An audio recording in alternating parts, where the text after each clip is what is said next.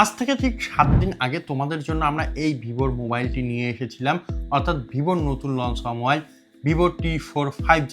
তো এই যে মোবাইলটি আমরা পারচেস করেছিলাম তোমাদের জন্য এবং এর যে রিভিউ সেই রিভিউ করেছিলাম এবং অবশ্যই তোমাদের বলেছিলাম তোমরা যারা এই মোবাইলটি পারচেস করতে যাচ্ছ তারা যতক্ষণ পর্যন্ত আমাদের আজকের এই ভিডিওটি না দেখবে ততক্ষণ পর্যন্ত কেউ পারচেস করবে না। প্রবলেম দেখলাম বা কী সমস্যা আমরা ফেস করেছি। তো যাই হোক, এই মোবাইলটি সবার প্রথমে যে লুক, সেই লুক অসাধারণ। তার সঙ্গে সঙ্গে এর ব্যাটারি কিন্তু একদম দুর্দান্ত, কারণ এখানে 7300 mAh এর ব্যাটারি দেওয়া হয়েছে। তো এইখানে এসেই সবার প্রথম প্রবলেম শুরু হয়। এখানে যেহেতু 7300 mAh এর একটি ব্যাটারি দেওয়া হয়েছে, সেই জন্য এর ওয়েট কিন্তু সাধারণ মোবাইলগুলোর থেকে তুলনামূলকভাবে একটু বেশি, সেই জন্য মোবাইলটি একটু হেভি ফিল হবে তোমাদের। এবং তার সঙ্গে সঙ্গে এইখানে যে 90 ওয়াটের চার্জার দেওয়া আছে, সেই 90 ওয়াটের চার্জার দিয়ে মোবাইলটিকে চার্জ করতে তোমাদের পার্সোনালি মনে হবে, যারা ফাস্ট চার্জার বা ফাস্ট চার্জিং হওয়া মোবাইলগুলো ইউজ করছো তাদের মনে হবে যে অনেকটাই বেশি টাইম লেগে যাচ্ছে এই মোবাইলটিকে ফুল চার্জ করতে। তবে একবার চার্জ করলে কিন্তু অনেকক্ষণ চলছে, এ নিয়ে কোনো রকমের কোনো প্রবলেম নেই। এবং তারপরেই আসা যাক এর যে প্রধান জিনিস, সেটি হলো এর ক্যামেরা। তো এইখানে সোনি IMX882 সেন্সার ইউজ করা হয়েছে, ভিভো বলেছে।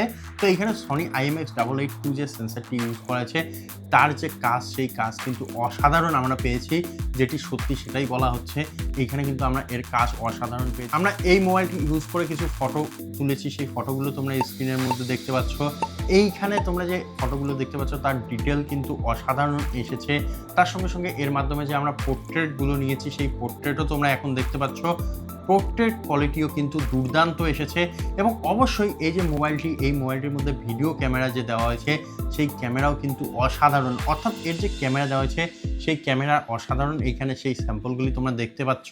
এবং অবশ্যই এইখানে বলে রাখবো, এর মধ্যে যে 32 মেগাপিক্সেলের সেলফি ক্যামেরা দেওয়া হয়েছে সেটিও কিন্তু দুর্দান্ত একটি ক্যামেরা দেওয়া হয়েছে। এর মাধ্যমে কিছু আমরা সেলফি তুলেছি, সেই সেলফিগুলো এখন তোমরা স্ক্রিনে দেখছো। তো যাই হোক, এই মোবাইলটির যে ক্যামেরা, সেই ক্যামেরা দুর্দান্ত দেওয়া হয়েছে, কোনো রকমের কোনো ডাউট নেই। অন্য মোবাইলগুলোর মধ্যে যেমন AI ইনহ্যান্স করে দেয়, এইখানেও কিন্তু AI এর ব্যাপার রয়েছে, তবে এইখানে কিন্তু ততটা ইনহ্যান্স করে না। তোমরা রিয়েলি যেই রকম দেখবে স্ক্রিনের মধ্যে, ঠিক সেই টাইপেরই ফটো তোমরা পেয়ে যাবে। তো যাই হোক, এইখানে ক্যামেরা নিয়ে কোনো রকমের কোনো প্রবলেম নেই, ব্যাটারি নিয়ে প্রবলেম নেই। এবং এইখানে যে ডিসপ্লে দেওয়া হয়েছে সেটি কোয়াড কার্ভ হয়, এর যে সৌন্দর্য অনেকটাই বৃদ্ধি পেয়েছে। তার সঙ্গে সঙ্গে অ্যামোলেড ডিসপ্লে, সেই জন্য এই ডিসপ্লেও কিন্তু অসাধারণ রয়েছে। এবং অবশ্যই তোমরা যদি এই মোবাইলটির মধ্যে মাল্টিটাস্কিং করো, তার সঙ্গে সঙ্গে গেমিং করো, সেই ক্ষেত্রেও কিন্তু কোনো রকমের সমস্যা হয় না বা কোনো রকমের ল্যাগ আমরা লক্ষ্য করিনি এই 7 দিনের ইউজে। কারণ এইখানে যে প্রসেসর দেওয়া হয়েছে, সেই প্রসেসরটি একটি দুর্দান্ত প্রসেসর, অর্থাৎ স্ন্যাপড্রাগনের 7S Gen 3 প্রসেসর ইউজ করেছে। সেই জন্য এর যে পারফরমেন্স, সেই পারফরমেন্সও দুর্দান্ত রয়েছে। ইভেন আমরা এই মোবাইলটিকে ডে লাইটের মধ্যে যখন ইউজ করেছি বাইরে গিয়ে, তখনও কিন্তু কোনো রকমের কোনো সমস্যা হয়নি, কারণ অ্যামোলেড ডিসপ্লে, তার সঙ্গে সঙ্গে 5000 নিট পিক ব্রাইটনেস দেওয়া হয়েছে, যেই জন্য এর ডিসপ্লেটি অনেকটাই ব্রাইট। সেই জন্যই কিন্তু ডে লাইটের মধ্যে কোনো রকমের কোনো সমস্যা হয় না। তার সঙ্গে সঙ্গে 120 হার্জের রিফ্রেশ রেটও রয়েছে, যেই জন্য তোমরা ল্যাগ ফিল করবে না, খুবই ফাস্ট বা খুবই স্মুথ টাচ ফিল করবে স্ক্রিনটির মধ্যে। তো যাই হোক, এর মধ্যে যত ফিচার্স রয়েছে বা যত পার্টস রয়েছে, সবার কাজই কিন্তু দুর্দান্ত। তবে এই মোবাইলটির মধ্যে আমরা একটি খারাপ জিনিস লক্ষ্য করেছি, সেটি হলো এর ওয়েট। কারণ এটি আমি প্রথমেই বললাম অনেকটাই হেভি মনে হয় এবং তার সঙ্গে সঙ্গে চার্জ করতে অনেকটাই টাইম লাগে। তবে এর যে ব্যাটারি, এই ব্যাটারির সাপেক্ষে এতটুকু টাইম দেওয়াই উচিত বা এতটুকু টাইম লাগা উচিত।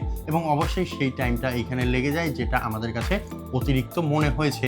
তো যাই হোক, এর যে ব্যাটারি বাদে বাকি সমস্ত কিছু কিন্তু একদম পারফেক্ট রয়েছে, কোনো রকমের কোনো সমস্যা আমরা দেখিনি। তবে ভবিষ্যতে এর মধ্যে বিভিন্ন রকমের সমস্যা আসতে পারে, সেই বিষয়গুলো নিয়ে পরে কথা হবে। তো যাই হোক, যারা এই মোবাইলটি পারচেস করতে চাচ্ছ অবশ্যই নির্দ্বিধায় পারচেস করতে পারো। অবশ্যই একটি খুব সুন্দর ফোন এবং অবশ্যই একটি ভ্যালু ফর মানি ফোন, সেই জন্য অবশ্যই এই মোবাইলটিকে তোমরা পারচেস করো এবং অবশ্যই আমাদের চ্যানেলটিকে সাবস্ক্রাইব করো এইরকম আপডেটগুলো সবার আগে পাওয়ার জন্য। ধন্যবাদ।